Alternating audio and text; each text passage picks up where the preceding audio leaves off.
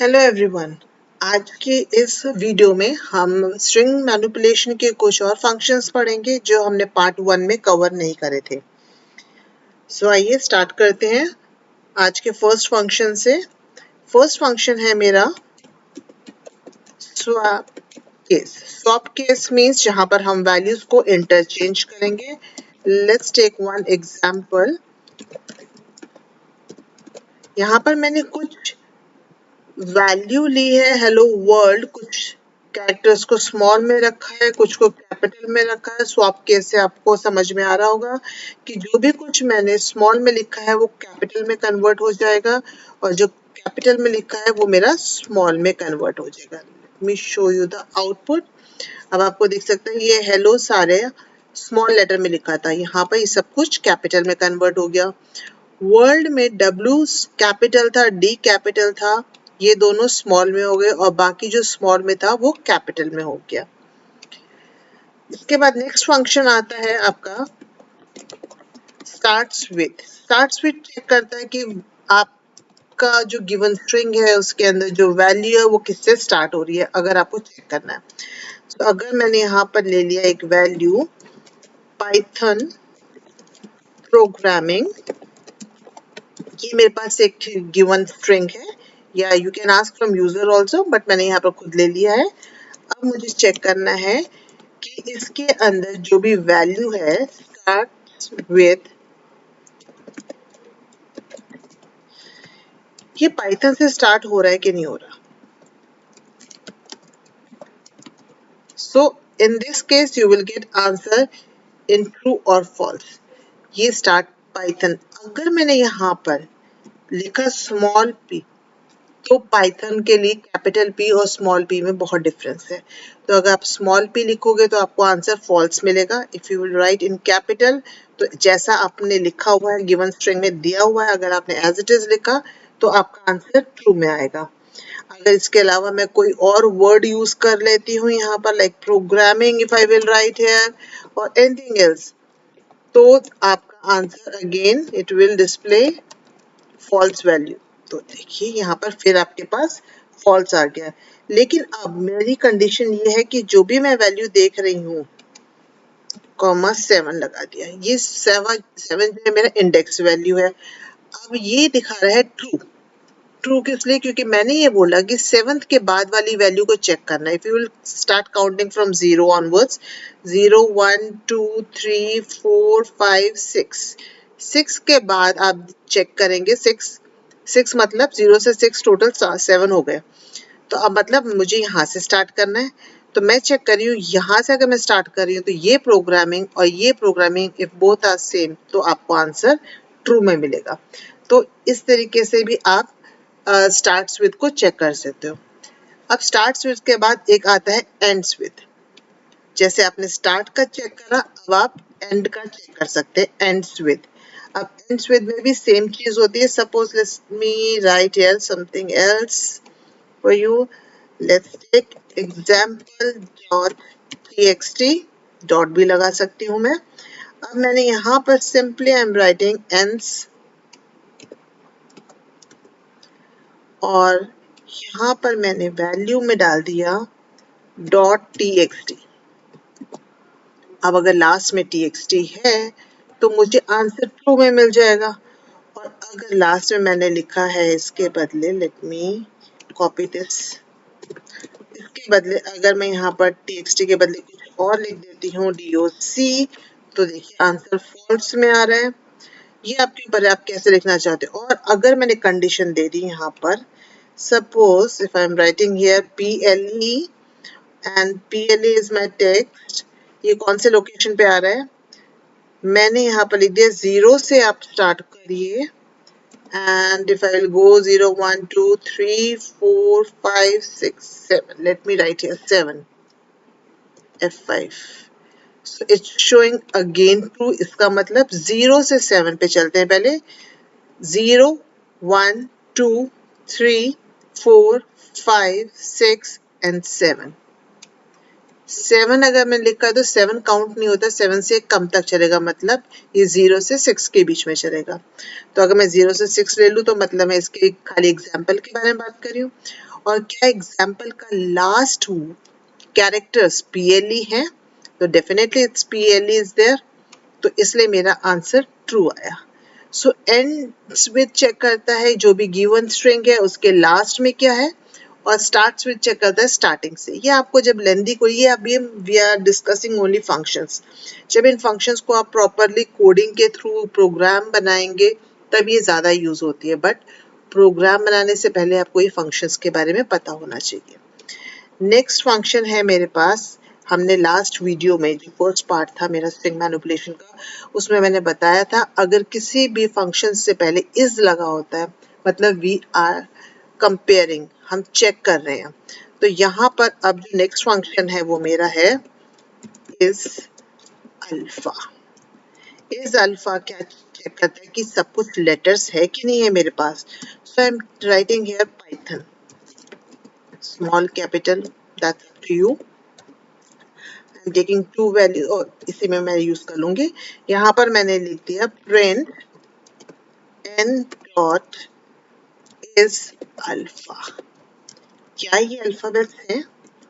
Yes, लेकिन अगर मैं इसमें एक इसका वर्जन भी डाल दूं 3 या कोई नंबर डाल दूं, नाउ इट्स शोइंग कि इट्स नॉट अल्फाबेट्स, बिकॉज एक भी अगर आपने नंबर डाल दिया तो वो काउंट नहीं करेगा उसे पूरा, क्योंकि ये प्रॉपरली अल्फाबेट्स नहीं है सारे, इसमें एक नंबर है, तो इसको ये काउंट नहीं करेगा, कि ये नहीं मानेगा ये सारे अल्फाबेट्स है। So is alpha is used to check, means you will get the answer in true if all characters are letters। तो इसमें all characters are not letters, तभी आपका false आ रहा है। If I will remove this 3 from here, in that case you will get answer in true। Next function is num। अब ये check कर रहा है alpha numeric. Alpha numeric, late me write here num।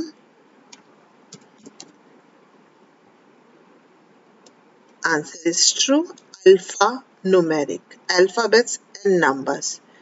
अब यहाँ पे मैंने लिखा 3, अगेन इट्स शोइंग कि ये आपका करेक्ट है।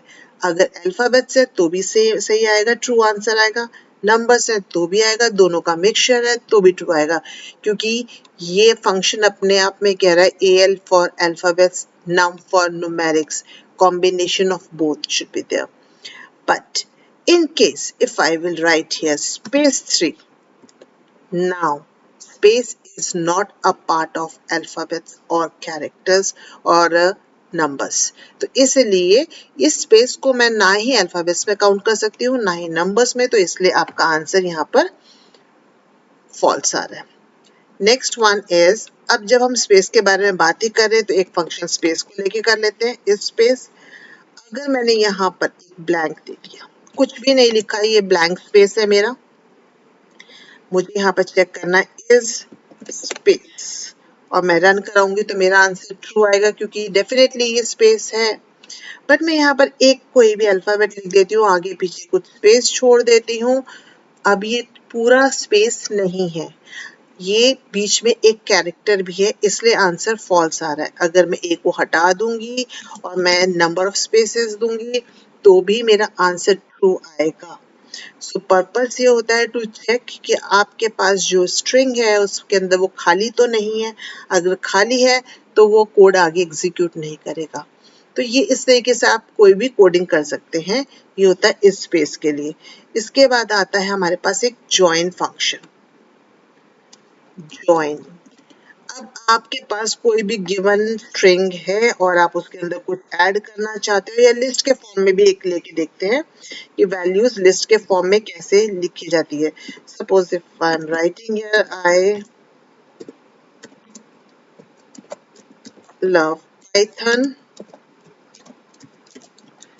ये मेरे पास गिवन लिस्ट है और मुझे यहाँ पर कुछ ऐड करना है, तो मैंने एक वेरिएबल ले लिया x equal to blank space, खाली अभी मैं ब्लैंक स्पेस दे रही हूँ, डॉट जॉइन, और मैंने यहाँ पर ब्रैकेट में लिख दिया n पैरेंथेसिस में।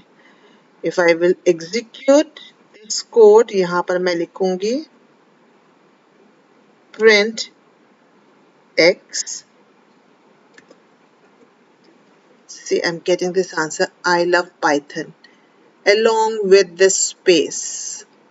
तो अगर मैंने खाली प्रिंट 10 लिखा होता तो वो लिस्ट था, लिस्ट के फॉर्म में आता, बट अब मैंने क्या करा, लिस्ट रिमूव कर दिया है और मैं चाहती हूँ ये मेरी वैल्यूज डिस्प्ले करे along with स्पेस। तो इसलिए मैंने यहाँ पर join के बीच में स्पेस लगा दिया। Instead of this space, if I will put any other symbol like hyphen, and when I will press F5C, it's showing I hyphen love hyphen Python.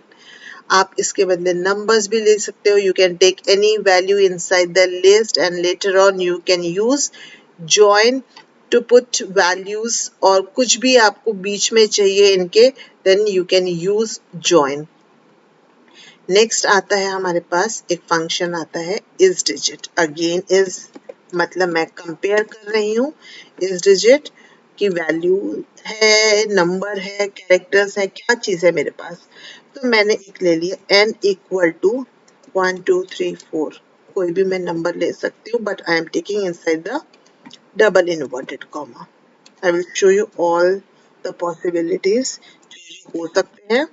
Print n dot is digit, और जब मैं इसको run कराऊंगी ये कह रहा है ये true, ये नंबर है, चाहे मैंने इसको डबल इनवर्टेड कॉमा में लिखा है।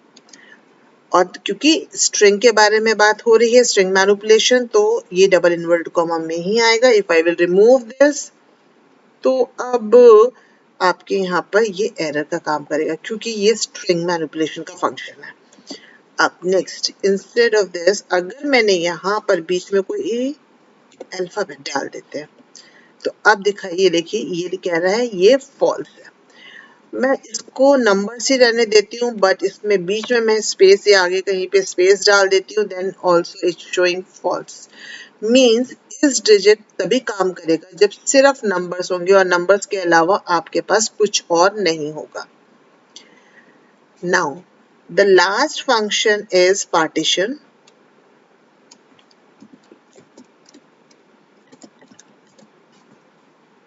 The last function is partition.